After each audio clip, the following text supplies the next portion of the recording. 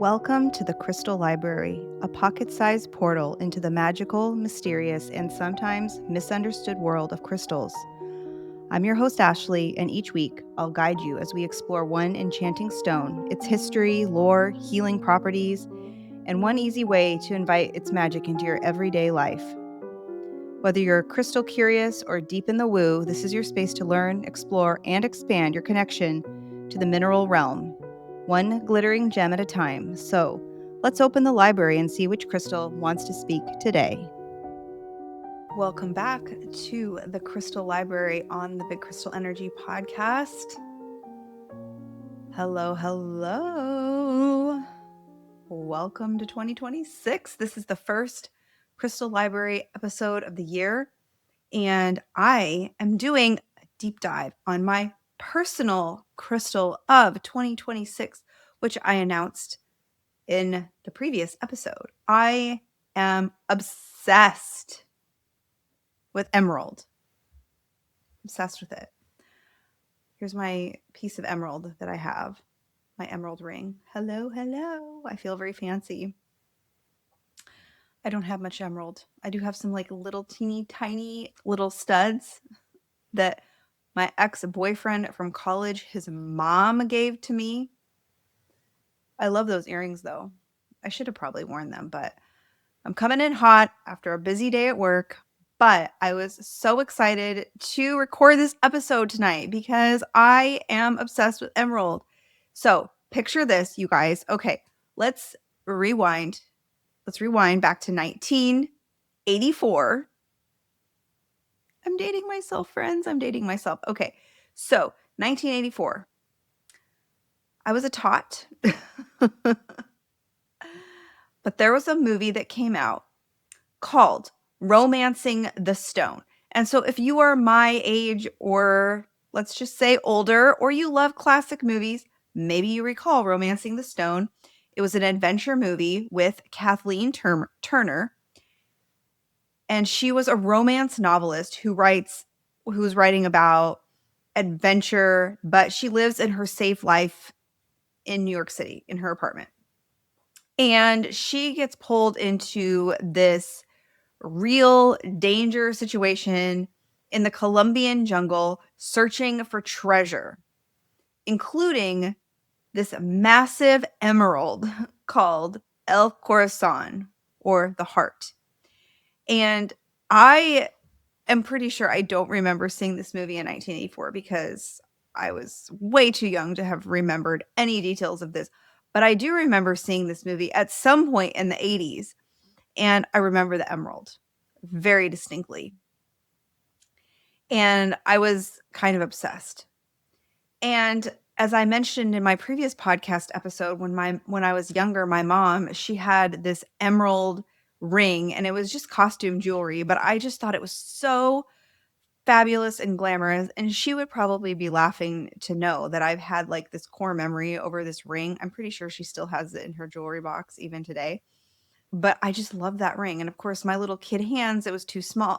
My fingers were too small. I couldn't really wear that ring. I always wanted to, but she would wear it sometimes when she would get all dressed up and we would go to the symphony or something like that.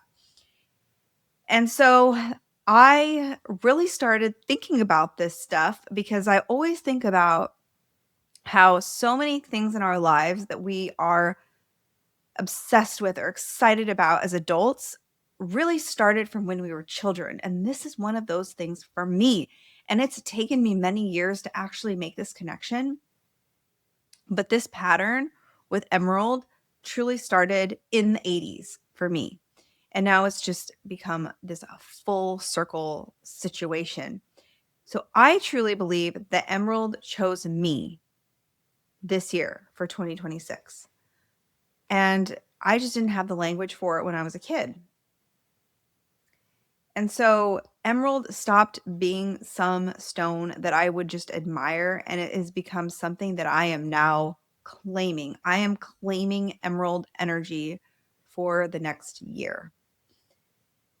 And I announced this on my previous episode that yes, emerald is my crystal of 2026, and I am so excited about it. I can't wait to weave it into more episodes. I can't wait to maybe collect some more pieces of emerald because I don't really have much. Truth be told, you can get some pieces of tumbled emerald at crystal shops and things like that. I was digging through all my crystals right before I recorded, trying to find my emerald, but I could not find it. And so all I have is this ring, which is enough. So now I understand why emerald has showed up at this point in my life, because emerald doesn't give you a vision. It stops you from pretending you don't already see it. And that has been that has been a big lesson that I have been learning. I have had a vision for these things for such a huge part of my life, but I just did not know how to put the words to it.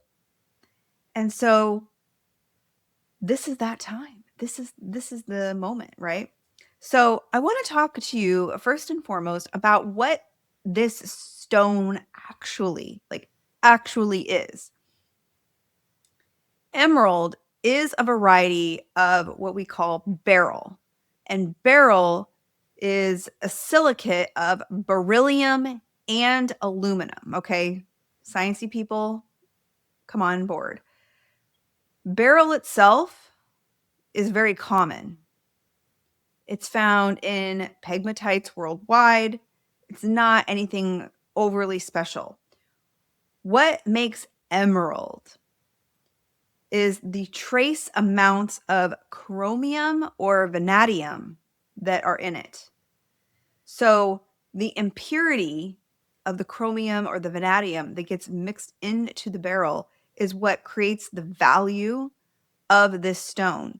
So it's the thing that makes it, the thing that's like something that contaminates it actually makes this stone precious.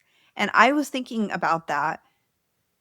That's what makes us all unique. The things about us that are quirky or different or unique, that's what makes us special. Just like an emerald, it takes that little bit of contamination, right? We're all infused by things from our life that create the person that we are today. So those little bits of everything create the magical, wonderful people that we are now. Like we are emerald, right? Each one of us is unique and special, and we cannot put a price or a value on any of us quite like emerald, right? It's all those impurities that make us actually perfectly beautiful and impure. So they call the inclusions in emerald jardine or gardens, which are inside the emerald. And they're not really flaws. They're more of this proof of authenticity. So just like the chromium or the vanadium, it transforms the beryl. Your vision of your life can transform you.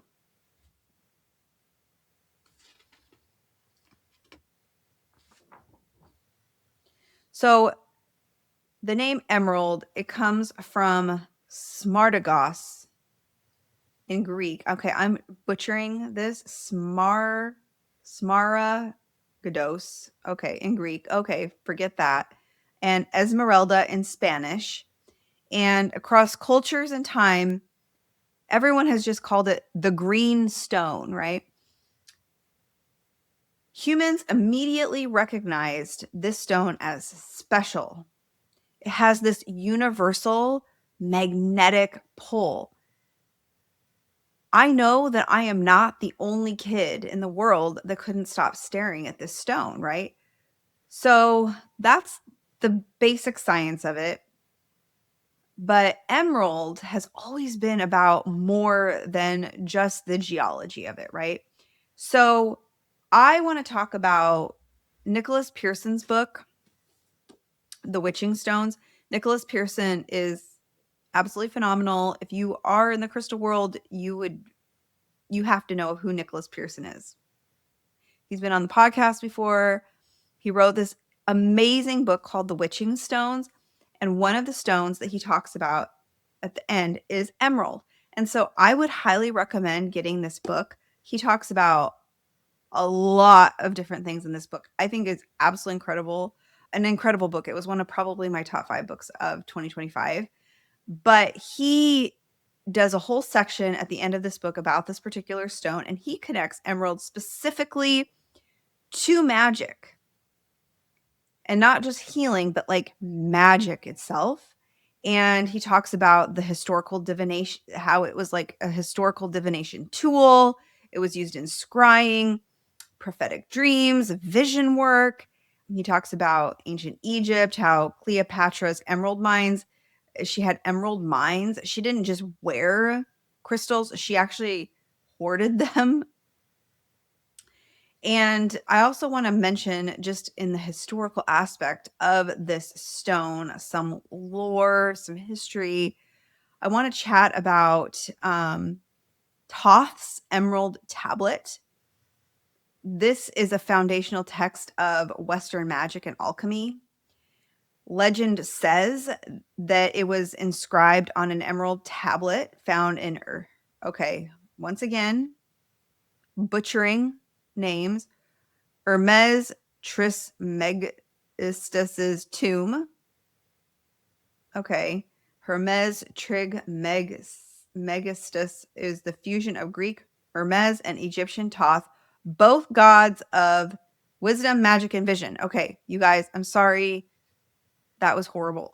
The core teaching of as above, so below, right? So what that actually means, the spiritual realm as above and the material realm as below mirror each other. And so what you see in your vision must be built in some level of reality, right? So that's really cool. So transformation actually happens when both of those levels correspond.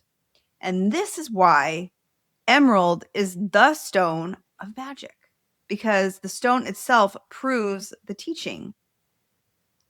You have divine clarity with vision, third eye, above energy, right? Contained in this earthly matter, which is the emerald, the beryl, the inclusions, the below. And you can't just manifest from the spiritual realm without skipping the material work, right? We've talked about that before on the podcast, about how you can have a vision of what you want for your life, for your manifestation, but you actually have to make that happen in the physical, like real world. And you can't just do the business work and ignore like the spiritual pattern either, right? Both must correspond, or actually nothing transforms. This gets to why emerald is really this stone of vision. And it's not just about seeing the future, it's seeing a pattern that happens across the realms, right? It's seeing what needs to be built, and it's not something that's just imagined. It's seeing through the bullshit, yours, everybody else's. It's this kind of like third eye and heart bridge. You can feel the truth and you can see it clearly. But there is an uncomfortable part. Real vision means you can't unsee. You can't go back to playing small once emerald shows you what you already knew. An emerald demands you do something with what you see. As above, so below. And so this is where the story of emerald gets really interesting. Maybe a little heretical. Okay, so are you guys ready? Let's go there. So this is a legend, okay? I want to give you the simple version first. In medieval Christian mysticism, there's this story when Lucifer fell from heaven, an emerald fell from his crown. That emerald eventually becomes the Holy Grail. Who is Lucifer? Okay, in Christian traditions, Lucifer is the fallen angel. He is cast out of heaven for rebellion. The name literally means light bearer or morning star. Before the fall, he was the most beautiful angel. And then there was the rebellion. He questioned. He sought knowledge. He said, I will see for myself rather than just obey. And in Gnostic and esoteric traditions, Lucifer isn't just evil, he's the archetype of the knowledge seeker, the one who brings dangerous illumination. And so, what is the Holy Grail? Well, in medieval legend, the cup Christ used at the Last Supper is the Holy Grail. It is also said to have caught Christ's blood at the crucifixion. It is a symbol of divine grace, spiritual transformation, the ultimate quest, the teaching object, what you see when you're searching for spiritual truth. So now here's where it gets really interesting, okay? The emerald that fell from Lucifer's crown, the rebel, the knowledge seeker, the exiled one, becomes the Holy Grail, the cup of transformation, divine grace, spiritual attainment. So, what's lost in the rebellion becomes the vessel for redemption, right? So, this is really interesting. So, what this archetype teaches us, the fall is not punishment, it's transformation. You can't have the grail while you're still in paradise, right? The vision that gets you cast out is the same vision that transforms you, right? This the vision that you have for your life, the vision that you want, it might get you cast out of your friend group. It might get you cast out of your regular day job, but that is what is going to transform you. The emerald is that piece. Lucifer saw something that made obedience impossible. And that's not necessarily evil. That is awakening. The teaching is the emerald activates vision you already had, but we've been trained to ignore that. So the pattern emerald carries: choose to see clearly over choosing to belong safely. The fall happens when you can't pretend anymore. You can't unknow what you've seen. You can't go back to playing small once emerald shows you the truth. And here's the key, guys. The exile isn't the end. It's the beginning, truly, of building something real. What does this mean? Okay, you're listening to all this, me rambling about the stone and the exile and Lucifer and the Holy Grail, and you're like, oh my God, Ashley, you've really gone off the deep end on this episode. I don't even know what you're talking about at this point. Okay, what this means is, so this is all about building real authority. It means that you won't always belong everywhere, okay? Some people are going to be uncomfortable with you.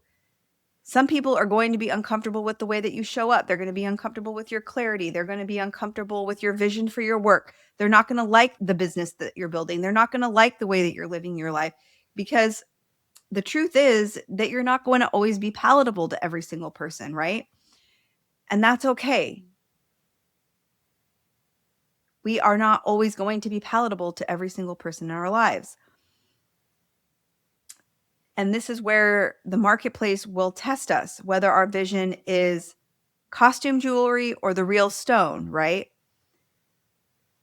If you're feeling cast out of your safe crowd, that is not failure. That's proof that you're actually seeing clearly. The emerald doesn't fall from Lucifer's crown as punishment. It falls because he chose vision over comfort. So, what I want to say about this, I want to give a quick example. This episode is longer than what I was expecting. I apologize. I'm just getting really fired up. For example, there used to be some people that I spent a lot of time with. And I don't want to say that I got cast out, but I definitely don't feel as included anymore, because I show up myself. I show up authentically. They don't always like the choices that I make. They don't really like the way that I show up in the world. And why is that? Why does it matter how I show up in the world for my life? How does that affect you? Because it is a reflection of something that's going on with you. And so for me, the emerald is this stone of like, you know what? Fuck it. Like, you show up the way that you want to show up, the way that feels right for you, because you're the one with the vision for your life. You're the one that's living your life every single day. So you have to do the right thing for you. Not everybody's going to like you. Not everybody's going to agree with what you're doing. Not everyone is going to see your vision. And that's okay. We are not here to play it safe. We are not here for every single person to understand our vision. Our people will find us the more authentically we show up. And that has come true for me so many times in the past several years. Every time that I show up more authentically myself, I actually attract more people into my circle. I make more friends. I have more connections than when I was playing small and when I was trying to fit in with people that truly were not aligned for me. I can still be friends with people that are not truly aligned with me. That is fine. We have lots of those people in our lives. I'm talking about core aligned folks in your life. They will find you when you show up authentically you. All right. To wrap things up, if you want to work with emerald, it's a heart chakra, it's a third eye. You do need both. You can just sit there and hold it. You can ask it questions. You can pair it with quartz, clear quartz, because that will amplify emerald clarity. You can pair it with malachite for shadow work. You can pair it with rose quartz if you feel like the truth of emerald gets too sharp. You can pair it with moldavite potentially if you are ready to accelerate to the next level, but that's only if you're ready, okay? And maybe don't work with emerald if you want to stay comfortable, if you want to stay where you are. Emerald is not a gentle stone. This podcast is not going to be gentle this season. No. Emerald will show you where you're lying to yourself. It will talk to you about your readiness. It will show you your commitment and your worthiness. And once you see everything that you have in front of you, you cannot unsee it. So, with that being said, and this episode going longer than what I was expected, I just want to say, if you have not watched 1984 Romancing the Stone, go out there and watch it. I thank you so much for being here with me tonight. I went on a major rant. I went on a major, I went down a rabbit hole, guys. I really went there tonight, but I appreciate you. I hope you continue to tune in to Big Crystal Energy and all the Crystal Library episodes that I have coming up in the next year. I love you guys. Don't forget to go out and get Nicholas Pearson's book, The Witching Stones. He talks about lots of other stones in this book that are absolutely freaking fascinating. And until next year, no, we're in next year now.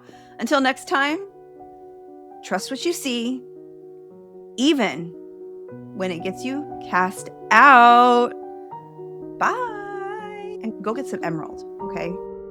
Thank you for visiting the Crystal Library. I hope today's stone offered just the magic you needed. If you loved this episode, share it with your favorite mystic and tag me on Instagram at mystical.mama.ash or at Big Crystal Energy Podcast. And if you're feeling generous, leave a 5-star rating and review. It helps this magic reach more curious souls. Until next time, keep your crystals close and your intuition closer.